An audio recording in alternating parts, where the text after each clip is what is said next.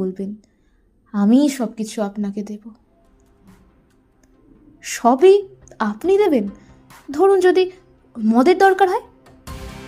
হ্যাঁ, তাও দেব। তাহলে তো খুব সুবিধাই হলো, আমায় আর কষ্ট করে 3 মাইল হেঁটে পাবনা যেতে হয় না। পরদিন হেমকবি বিকালে শ্রী শ্রী ঠাকুরের কাছে এসে বললে, ঠাকুর, আমার নেশার সময় হয়েছে, এখনই মদ চাই।